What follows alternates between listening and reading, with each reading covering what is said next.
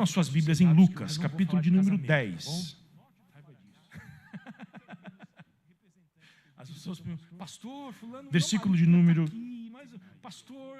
38. Hoje nós não vamos Lucas falar de 10 e 38. De um tema importante também para uma família.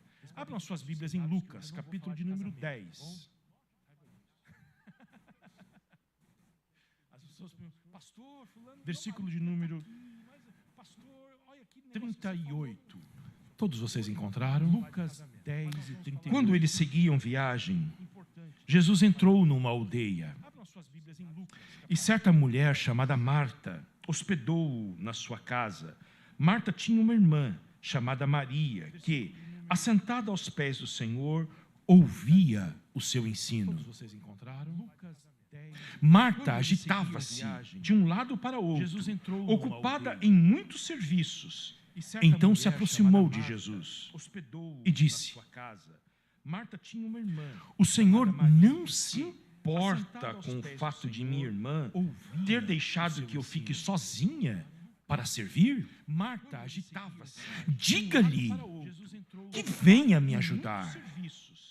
Então se aproximou. Mas o Senhor respondeu e disse, Marta, Marta, o Senhor não se importa. Você anda inquieta e se preocupa com muitas coisas, mas apenas uma é necessária. Que venha me ajudar. Você se inquieta e se preocupa com muitas coisas, mas apenas uma é necessária. Maria escolheu a boa parte, e esta não lhe será tirada. Amém. Pai, nós estamos aqui mais uma vez nesta manhã para prestar culto ao Senhor. O Senhor é a razão da nossa existência. O motivo pelo qual nós vivemos é o Senhor. O motivo pelo qual existimos. Senhor, nós estamos aqui e agora precisamos ouvir a Tua voz. Precisamos da Tua palavra. A Tua palavra é a força mais poderosa deste universo, juntamente com o Teu Espírito. Senhor, nós precisamos da Tua palavra e do Teu Espírito para, Senhor, falar ao nosso coração, destruir as fortalezas provocadas pelo pecado, para, Senhor, amolecer a nossa cerviz, tão dura, Senhor. Nós somos tão duros, Senhor, nós precisamos, tão arrogantes, tão orgulhosos. Faça-nos, ó Deus, sermos leves como o Senhor Jesus Cristo. Dá-nos esta leveza. Aplique as Tuas verdades ao nosso coração nesta manhã. Alcance, Senhor, todo aquele que está aqui aflito, preocupado, ansioso, com medo. Nós oramos para que o Senhor também desperte os acomodados. Inflame o nosso coração. Te pedimos em nome de Jesus. Amém. Aplique as Tuas verdades ao nosso coração. É um grande desafio para nós definirmos o que é importante para a vida. Nós oramos para que o Senhor também desperte o que é necessário. Inflame o nosso coração. Te pedimos em nome de Jesus. Nós vivemos uma cultura e um tempo de muitas oportunidades de entretenimento, de afazeres, o que é importante para a vida. Mas é sábio delimitarmos o que é o essencial para a vida. Nós vivemos uma cultura e um tempo de muitas oportunidades de entretenimento. O que é essencial para a vida, para esta vida em que vivemos agora, que terá desdobramentos para a eternidade? O que é eterno e o que é transitório? O que tem valor e o que não tem? O que é essencial para a vida, para esta vida? O que importa de verdade? Que terá desdobramentos para a eternidade. Que se um dia estivermos no leito de um hospital, diante das realidades últimas, seja importante de fato para nós. E o que não tem? O que é essencial para a vida? Em outras palavras, aquilo pelo qual nós vamos nos dedicar. Que terá desdobramentos para a eternidade. que se um dia estivermos no leito de um hospital, qual é a finalidade dessa existência que temos? Seja importante de fato para nós. Qual é a finalidade da vida? Em outras palavras, por que nós corremos tanto? Nos dedicar? Por que nos preocupamos tanto? Por que gastamos tanta energia? Qual é a finalidade dessa existência que temos? Seja importante de fato para nós. De fato e de verdade, nós escolhemos a melhor parte da vida? Por que nós corremos tanto? Ou ainda estamos em busca dela? Por que nos preocupamos tanto? E de alguma forma usamos Jesus como um trampolim para alcançá-la? Qual é a finalidade dessa existência que temos? O que nós queremos para as nossas famílias? De fato e de verdade, o que nós queremos para os nossos filhos, para essas crianças tão preciosas que estiveram aqui instantes atrás? E de alguma forma, o que nós queremos para o nosso casamento? Como um trampolim para alcançá-la? Eu falei na semana passada que se nós chegássemos nas nossas casas, se alguém chegasse e perguntasse qual é a missão dessa família que está aqui, o que nós iríamos responder? Quais são os valores desta casa? Qual é a visão? Aonde vocês pretendem chegar? Aonde vocês querem chegar? E enquanto vocês visualizam lá o lugar onde vocês querem chegar, como que vocês chegarão lá? E a grande questão é, será que as nossas respostas teriam alguma diferença da resposta de alguém que não conhece Jesus? Aonde vocês querem chegar? E enquanto vocês visualizam lá o lugar onde vocês querem chegar, como que vocês chegarão lá? Qual é a finalidade da sua vida? Será que as nossas respostas teriam alguma diferença? Esse texto que nós lemos é tão bonito. Fala de uma família tão especial. A família em que Jesus usava a casa deles como um lugar de refrigério, como um lugar de descanso. Qual é a finalidade da sua vida? Um lugar onde ele chegava, tirava suas sandálias, sentava, pegava o controle remoto da televisão e ficava zapeando enquanto eles conversavam, enquanto eles se divertiam, como um lugar de refrigério. Este texto mostra Jesus dentro da estrutura do Evangelho de Lucas. Jesus sai da Galileia e está indo para Jerusalém, porque o Evangelho de Lucas é dividido em 3 partes. A primeira, Jesus está lá no norte de Israel, na Galileia. E aí, a partir do capítulo 9, versículo 51, Lucas diz que Jesus resolveu, no seu semblante, ir para Jerusalém. Na verdade, ele resolveu ir para Jerusalém e ele deixa claro isso no seu semblante. Eu vou para Jerusalém. E Lucas demora pelo menos 1 ano e meio na Galileia. E aí, a partir do capítulo 9, para levar Jesus da Galileia até Jerusalém, aonde Jesus haverá de morrer pelos nossos pecados. Na verdade, ele resolveu ir para Jerusalém e ele deixa claro isso no seu. E a terceira parte é Jesus em Jerusalém, a sua última semana de vida na cidade.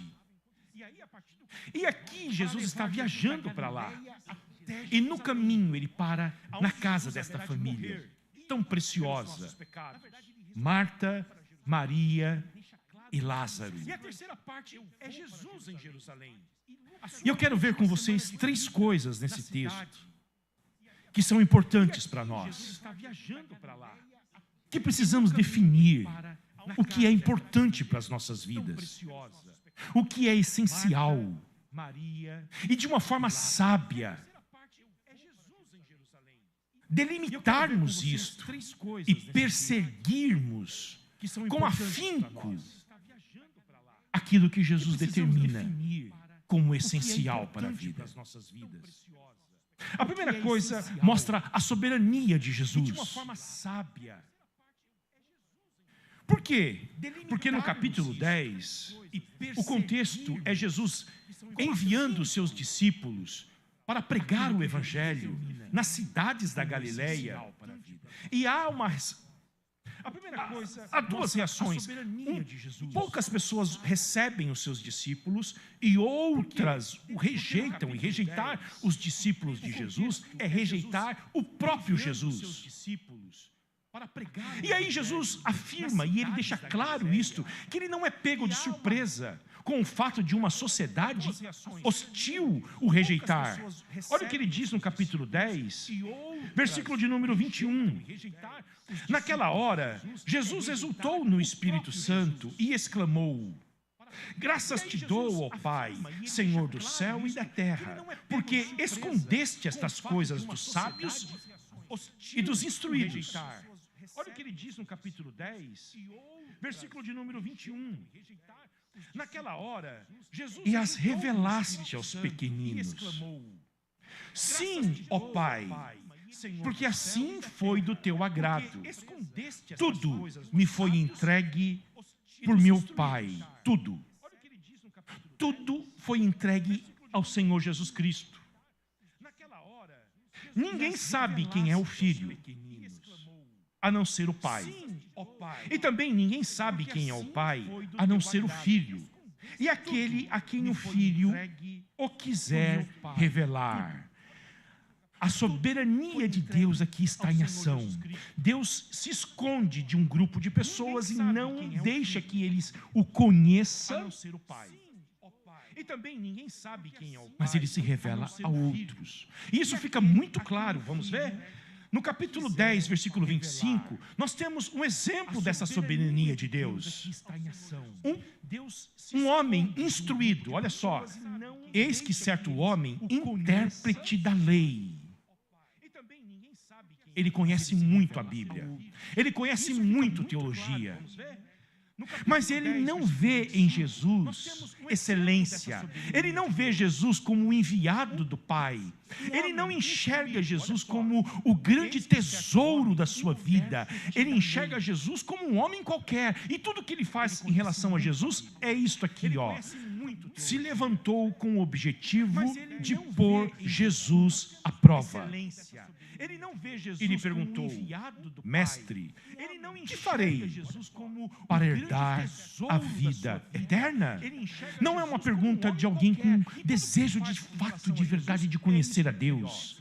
Ele quer provar para ver se Jesus vai dar uma resposta convincente para ele.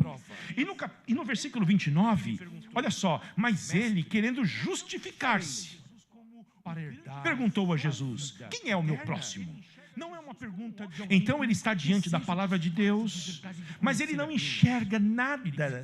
Ele não enxerga nada além do que um livro ou de uma pessoa que é o Senhor Jesus Cristo, que é a fonte da vida, que é a luz do mundo, que é o pão da vida. Mas ele enxerga alguém com quem ele pode discutir teologia. Mas ele não enxerga nada. Agora, há um contraste. Jesus vai a uma aldeia e lá, ele entra dentro de uma casa e uma mulher está fazendo o que não era bem visto para os padrões sociais do mundo de então. O lugar naquela cultura, eles diziam que o lugar da mulher era na cozinha. Está fazendo o que não era bem visto para os padrões sociais. Que o lugar da mulher era nos bastidores.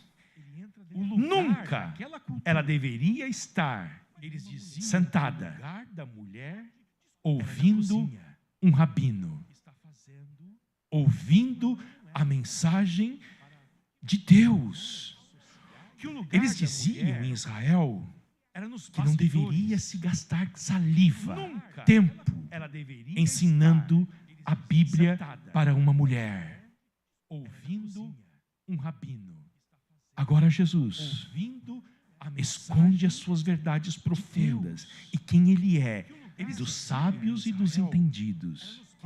E Ele está agora revelando para uma das suas pequeninas, Maria, que está sentada aos seus pés, ouvindo o seu ensino.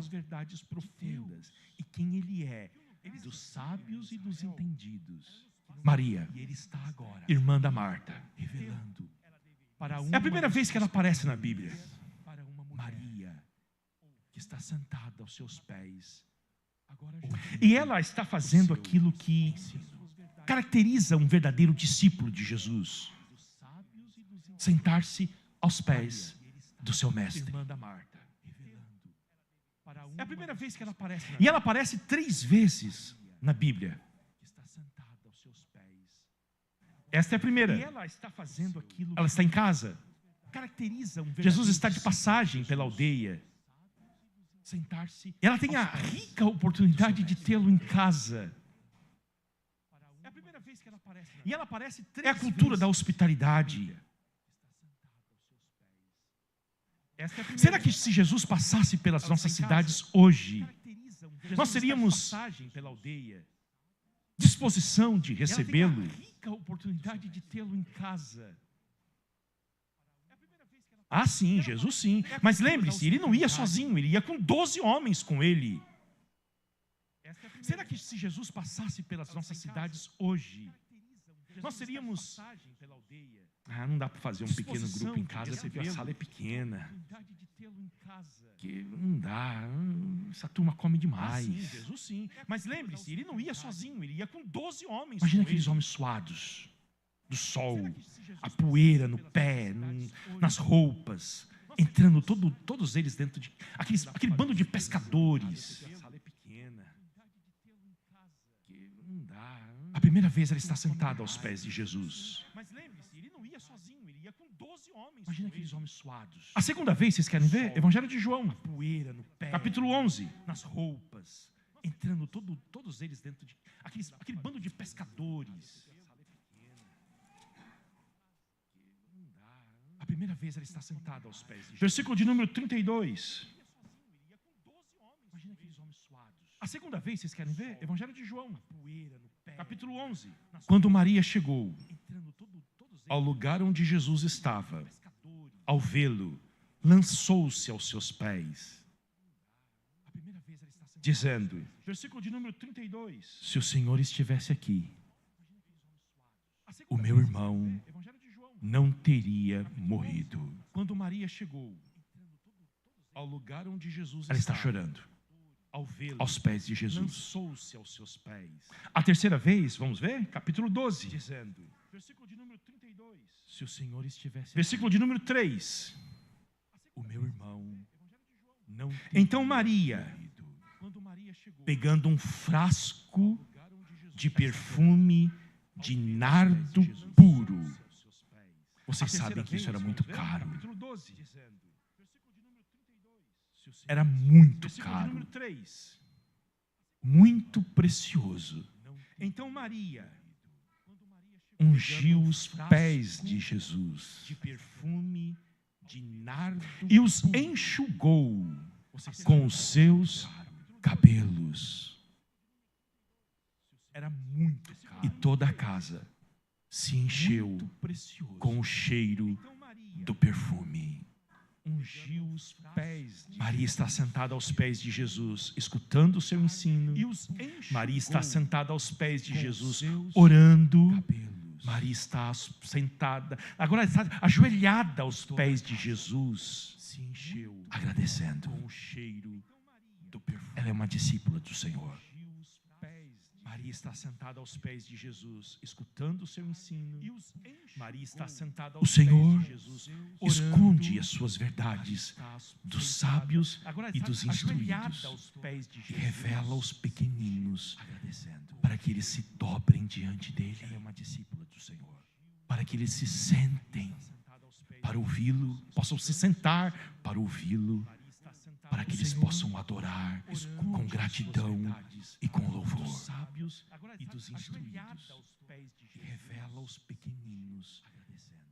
A segunda lição, segunda imagem, na verdade, que o texto mostra para nós, para ouvi-lo, possam se sentar, é a realidade humana, para que eles possam adorar com gratidão, que talvez não seja tão diferente dos nossos corações nesses dias tão tensos em que nós estamos vivendo. Lição, segunda imagem, na verdade, que o texto versículo 40. Marta agitava-se de um lado para o outro.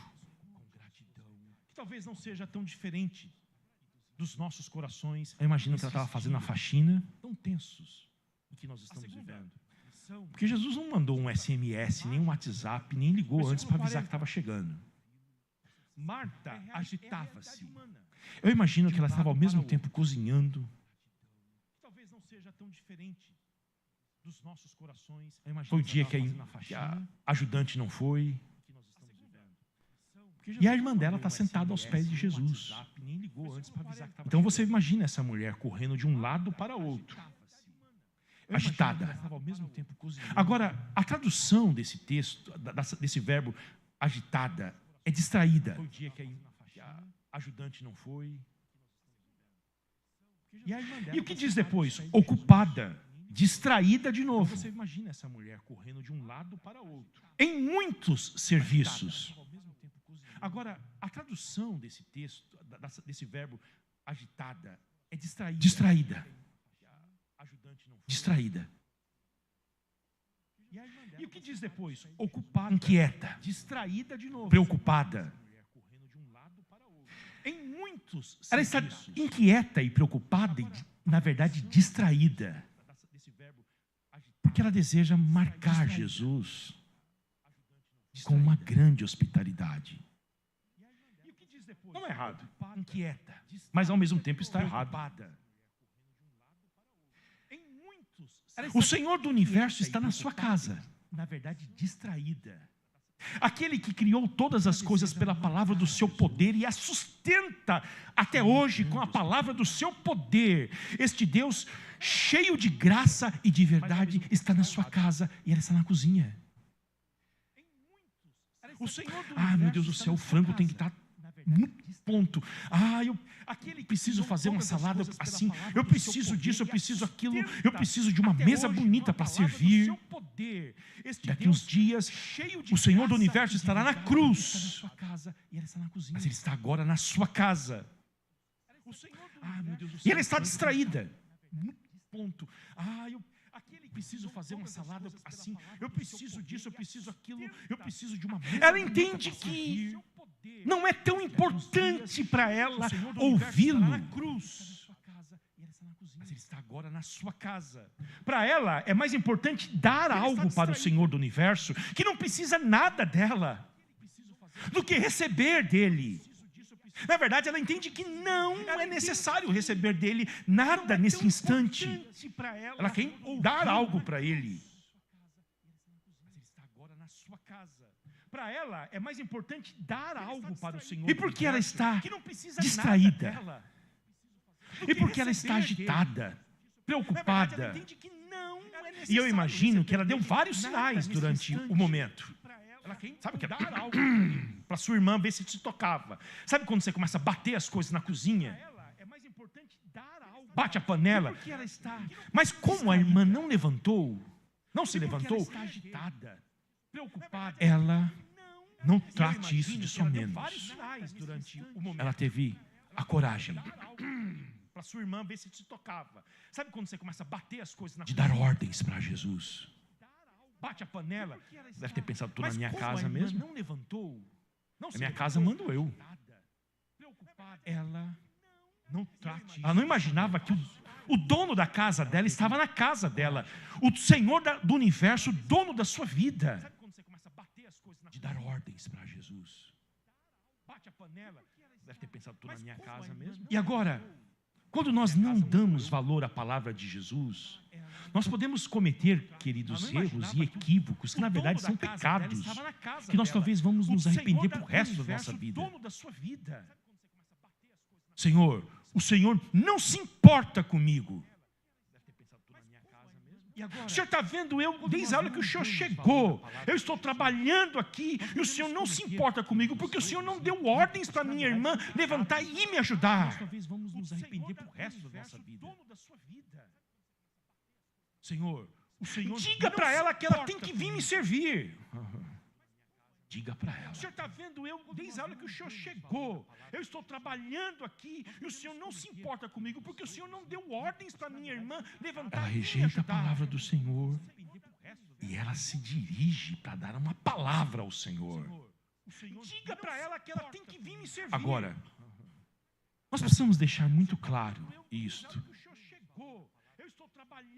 de que ela não é uma humanista secular, contemporânea. A palavra do Senhor.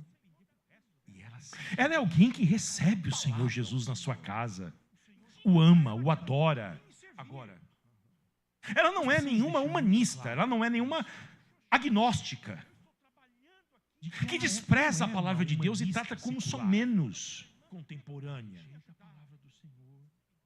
Ela só entende alguém que recebe o Senhor Jesus na sua casa, que ouvir a palavra viva está em segundo plano na sua vida. Agnóstica. Ela não é alguém que amaldiçoa a palavra de Deus. Ela é alguém que não despreza a palavra de Deus totalmente, mas ela entende o seguinte: entre fazer as minhas atividades e ouvir a palavra de Deus, eu prefiro fazer as minhas atividades a ouvi-la. Ela não é alguém que amaldiçoa a palavra de Deus. Ela é alguém... Entre as minhas necessidades urgentes do momento e a palavra de Deus, eu vou cuidar da minha vida. E ouvir a palavra de Deus, eu prefiro fazer as minhas atividades. Eu jamais vou abrir mão de acordar uma hora mais cedo para ter um momento a sós com a palavra de Deus. Eu jamais vou fazer isso. Eu jamais vou tirar um dia de folga para passar o dia inteiro com a Bíblia, trancado dentro de um quarto, diante deste ser mais maravilhoso do universo. Jamais farei isso. Eu tenho que fazer para ter um momento a sós com a palavra de Deus. Eu jamais vou fazer isso. Tudo no seu lugar, pastor. Tudo no seu lugar. A hora do culto é a hora do culto. Mas a hora da minha atividade, da minha vida, é a hora da atividade e da minha vida. Sabe por quê? Porque a palavra de Deus, de alguma forma, não vai trazer o pão para minha casa. Eu jamais vou fazer isso. Tudo no seu lugar. Se eu não sair de manhã e não fizer, jamais ninguém fará por mim. Mas a hora da minha atividade, da minha vida, é a hora da atividade e da minha vida. Sabe por quê? Ela não é alguém que despreza, ela só não entende de que a palavra de Deus é a própria vida dela. De que a vida dela depende desta palavra. Ela não é alguém que despreza totalmente, mas ela olha uma Bíblia de estudo e ela entende que seria bom ter uma Bíblia de estudo, mas quando ela olha o preço, ela diz: não vou pagar isso não. De que a vida dela depende desta palavra. Ela não despreza a palavra de Deus totalmente, mas ela jamais iria organizar a sua vida para estar numa reunião de estudo bíblico na igreja. Se tiver escola dominical de manhã, não vou, né? Tem que dormir. A vida dela depende desta palavra. Ela não despreza a palavra de Deus totalmente, mas ela jamais iria organizar a sua vida para estar numa reunião de estudo bíblico na igreja. Se tiver escola dominical de manhã, não vou. Qual foi a resposta de Jesus para ela? Como que esse Senhor que ama, e ama, e ama, como que ele responde? Mas o Senhor respondeu: Marta, Marta. Qual foi a resposta de Jesus? A repetição é uma demonstração profunda de intimidade. E ama, e ama. Jesus falou com Pedro, não com o nome do Pedro, mas dado por Jesus, Pedro, mas com o nome original dele, Simão, Simão. Marta, Marta. Lá no Sermão do Monte, Jesus diz que vai ter um grupo de pessoas que se dizem cristãs, que no dia do juízo final dirão a ele: Senhor, Senhor. Com Pedro. Quer dizer, são ortodoxos, e eles demonstram alguma intimidade com Jesus. Senhor, Senhor. Essa repetição é demonstração de intimidade. O que Jesus vai falar para eles? Eu nunca conheci vocês. Mas aqui ele conhece Marta. Senhor, Senhor. Quer dizer, são ortodoxos e com muito amor. E eles demonstram alguma intimidade. Ele diz como ela está. Senhor, Senhor. Você anda inquieta. É demonstração de intimidade. O que Jesus vai falar para eles? Eu nunca conheci vocês. E se preocupa com muitas coisas. Mas aqui ele conhece Marta. E há uma justa posição aqui, no final versículo 41 com 42. Você se preocupa com muitas coisas. E aí entra o 42. Mas apenas uma é necessária. E se preocupa com muitas coisas.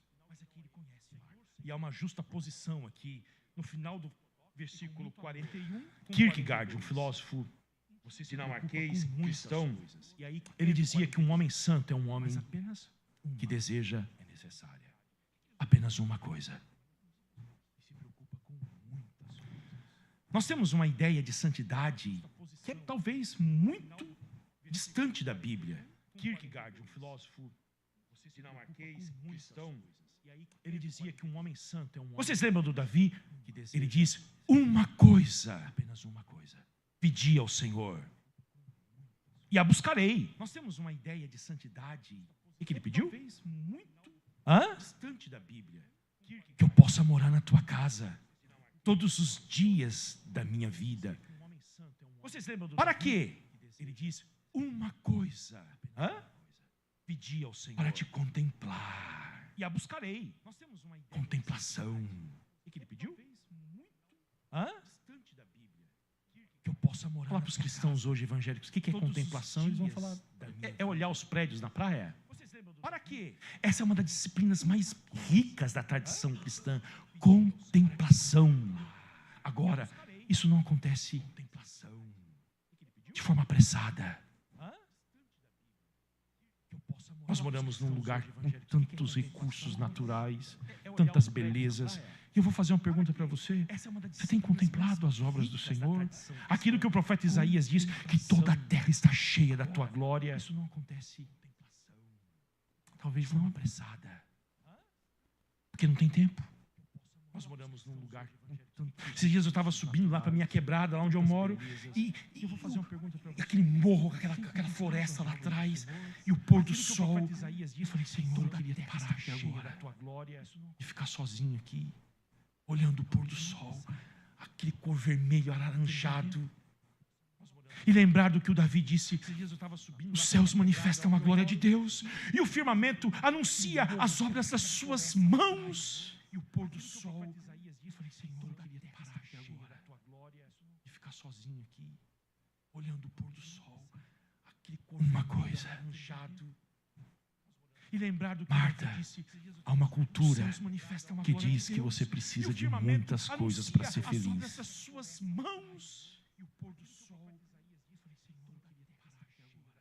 E você vive inquieta. Uma coisa. Você vive preocupada, você vive tensa. Há uma cultura. Você não tem tempo mais para brincar com os teus filhos. Coisas para ser feliz. Você não descansa num domingo depois do almoço. E você vive inquieto. Você não ri. Você corre para lá e para cá, Marta. Você não tem tempo mais para brincar com os teus filhos. Você só precisa de uma coisa. Depois do almoço. E você vive inquieto. Você não ri. Você corre para lá e para cá, Marta. O Senhor tinha apenas 6 meses só de vida aqui. Imagine receber o Senhor na sua casa. Você só precisa de uma coisa. E não parar para estar com Ele. O que Jesus está dizendo para ela aqui é que o Senhor tinha apenas 6 meses. Diante da urgência do momento, ela deveria saber. Imagine receber o Senhor na sua casa. O que era mais importante? E não parar para estar com Ele. O que Jesus está... E as coisas que são importantes. Alguém precisa cozinhar em casa. Diante da urgência do momento, ela deveria... Essa semana eu estava brincando com os meus filhos e chegou uma hora que... O que era mais importante? Que a hora que o bicho começa a pegar na hora de ir para a escola, eu falei, deixa eu lá papai fazer comida. Ah, não, vem brincar. Eu falei, então nós vamos comer brincadeira. Vocês querem comer brincadeira? São importantes. Alguém precisa cozinhar em casa. Não.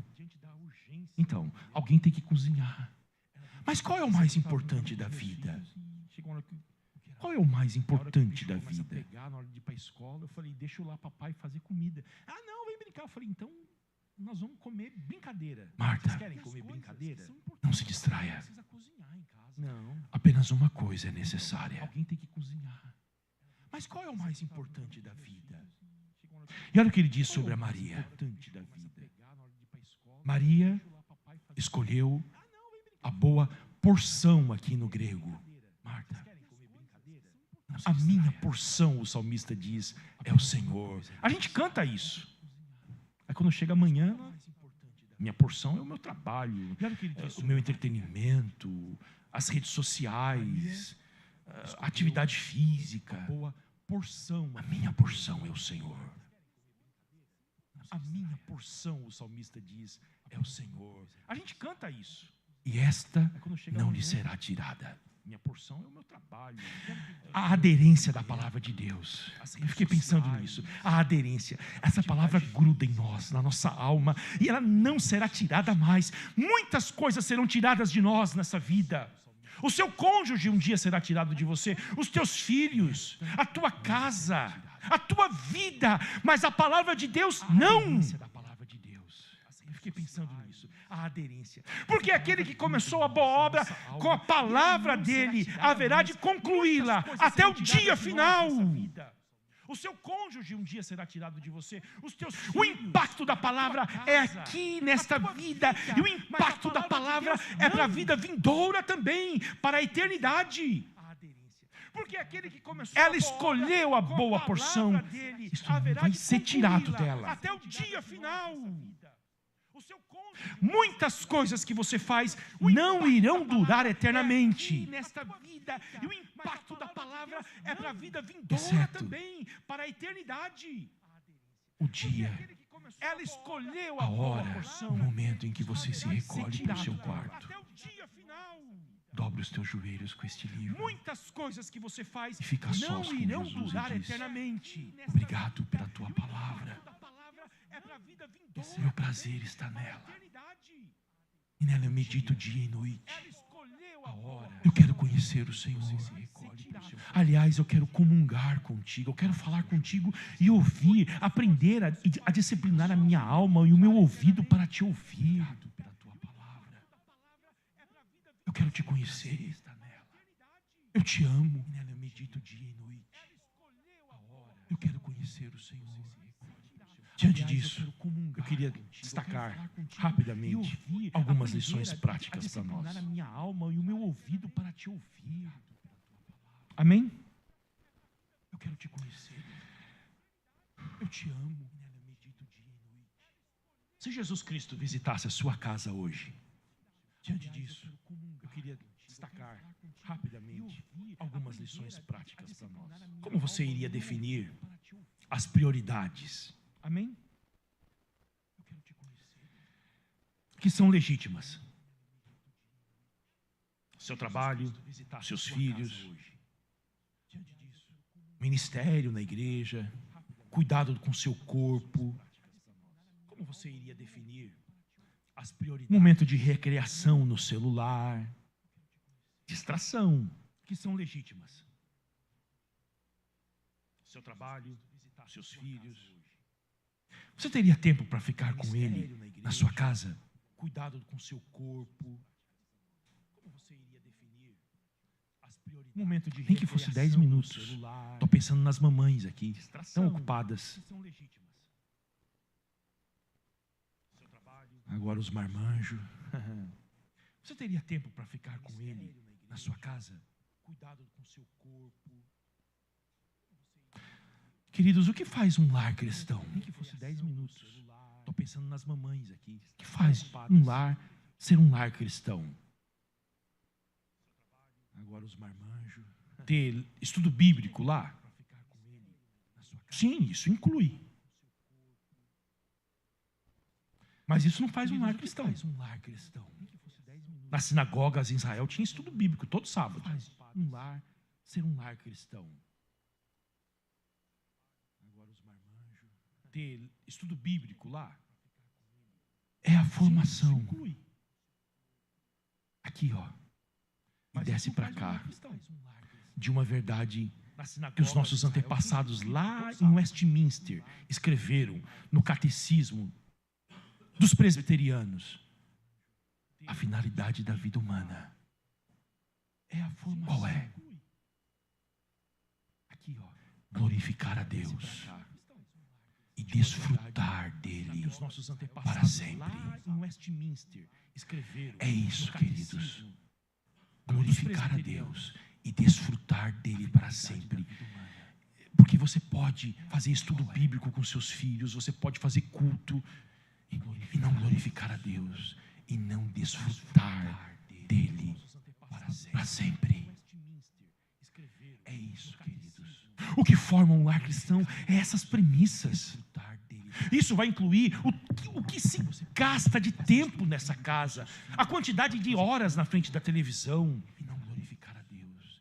O que se escuta nessa casa de música, o que se assiste nessa casa. O que forma um lar cristão é essas premissas. Como que essa família se organiza? Como que eles sentam à mesa? Gasta de tempo nessa casa, a quantidade de horas na frente da televisão. A finalidade da vida, de acordo com as Escrituras, o que se escuta é glorificar a Deus, casa de música, desfrutar dele para sempre. Casa. O que forma um lar cristão é essas premissas. Segunda coisa, como que essa família se organiza? Segunda lição, como que eles sentam à mesa? A distração. A distração, ela sempre vai competir com a palavra de Deus. É glorificar a Deus. E quantas distrações nós temos hoje? Geralmente, às vezes, eu coloco um aplicativo para medir quanto tempo eu fico nisso aqui. E olha, eu achava que eu não era um cara, como eu não dou muito valor, o Facebook, o Instagram. Eu olho, eu tenho quantas distrações nós temos hoje. Mas eu vejo. Mato saudade dos amigos. Geralmente, às vezes, eu dou risada com os memes. Quanto tempo eu fico nisso aqui? E olha, a melhor coisa do Brasil, os memes da internet. Aí um dia eu dei uma olhada para ver. Mas eu vejo o quanto de tempo que eu fico nisso aqui, queridos. Distração. Dou risada com os memes. E hábitos moldam a gente, formam a gente. Da internet. E o pior, vai competir com a palavra, porque a alma sedenta, ela vai em busca de ser saciada. E se você pegar isso aqui, que não é mal, isso aqui é uma bênção, e hábitos moldam a gente, enquanto a sua alma estiver clamando, gritando. E o pior, vai por Jesus. Isso aqui vai ser igual comer quando está com fome, aqueles salgadinhos de polvilho. E se você pegar isso aqui, que não é mal, isso aqui é uma bênção. Você consumiu 300 calorias. Daqui meia hora você está com a fome de novo. Por Jesus. Isso aqui vai ser igual comer quando está com fome. Você consegue identificar as distrações que perturbam a sua alma, que te deixam inquieto, que faz você correr para lá e para cá? 300 calorias.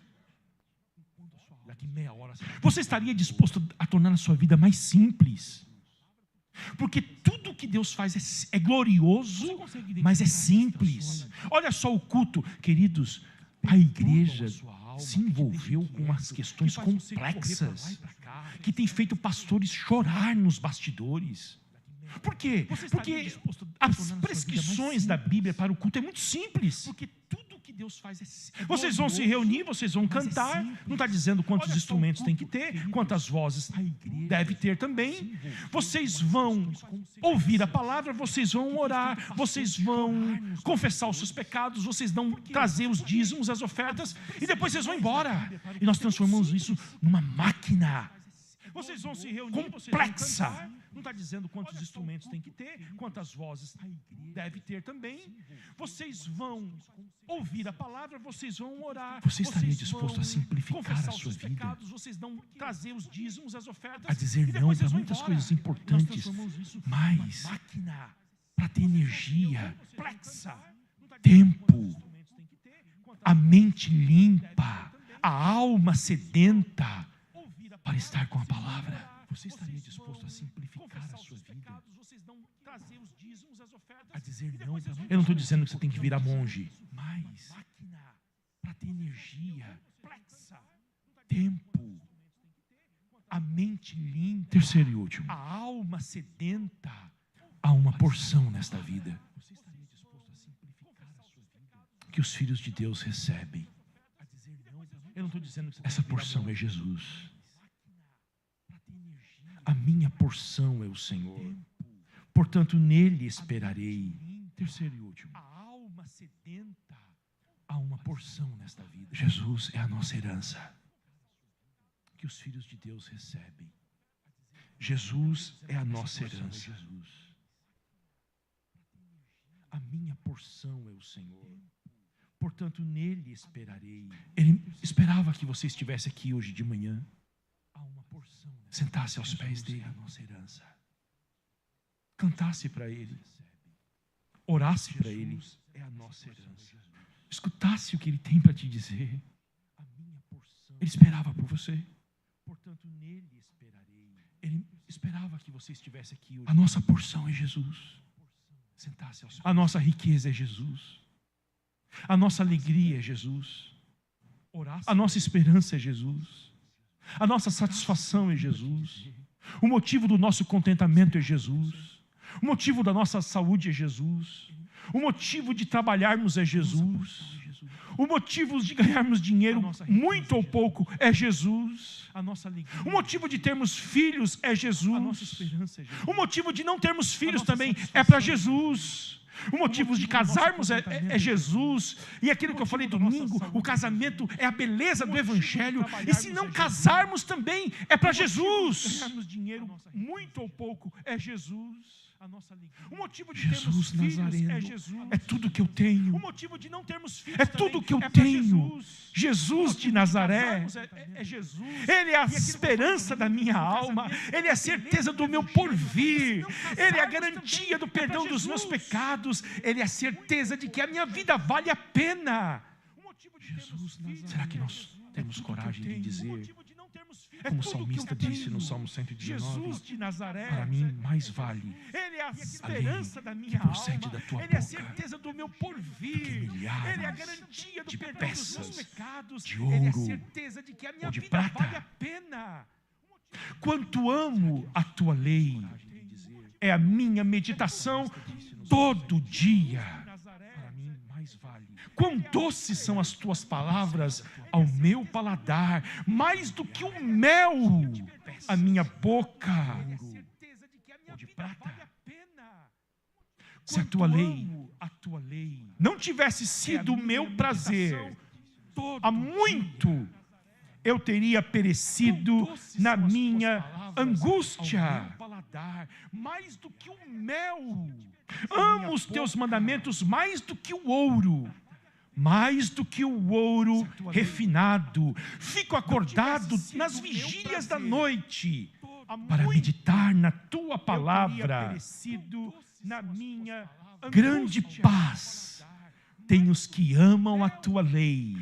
os teus mandamentos Para eles mais do que o não há ouro. nada que os faça Mais do que o tropeçar. ouro Anseio refinado. pela tua Fico salvação, acordado Senhor. nas vigílias A da tua noite. lei é o Meditar meu na tua prazer. palavra. Meditarei nos teus preceitos. Grande E as paz. tuas veredas tereis Tem os que respeito. amam a tua Terei lei. prazer nos teus decretos. Para Não há me nada que esquecerei os faça da tropeçar. tua palavra. Anseio pela tua salvação, Senhor. Bem-aventurado Tua lei é os que guardam o os meu teus testemunhos prazer.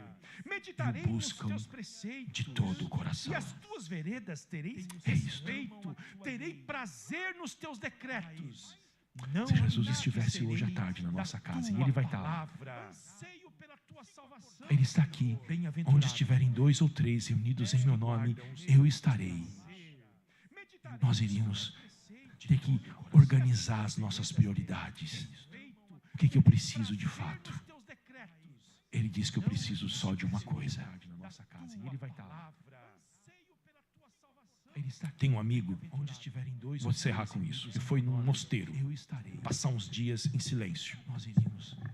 Eu já fui, é muito bom. Ficar uns 3 dias sem falar. As mulheres vão também, sabia? Tem um amigo, vou encerrar com isso, que foi num mosteiro. Eu já falei para vocês que Dias em silêncio. isso não é budismo, isso não é religião oriental, isso é cristianismo. Pessoas são curadas de doença, queridos, com oração, meditação e silêncio. Aos pés de Jesus. Porque é uma palavra viva. Isso é palavra que cura. O Salmo diz: enviou-lhes a sua palavra e eles foram curados. Pessoas são curadas de doença, queridos, com oração, meditação e silêncio. E aí ele foi no mosteiro e eles recebem muito bem as pessoas, porque eles dizem que cada pessoa que bate a tua porta é Jesus para eles. Enviou-lhes a sua palavra e eles foram curados. E ele foi, pagou lá uma oferta para ficar os 3 dias. E ele levou uma mochila. E eles recebem muito bem as pessoas. Fone de ouvido, celular, caderno, livros. É Jesus para eles. Um monte de coisa. Aí o monge olhou para ele e falou assim: você pode ficar aqui, mas é o seguinte, tem que ficar do nosso jeito. E ele levou uma mochila. Tirou tudo dele. Fone de ouvido, celular, caderno, livro. Deixou eles nem com a Bíblia. Falou: você vai ficar em silêncio? Aí o monge olhou ou você vai ficar lendo? Você pode ficar aqui, mas é o seguinte.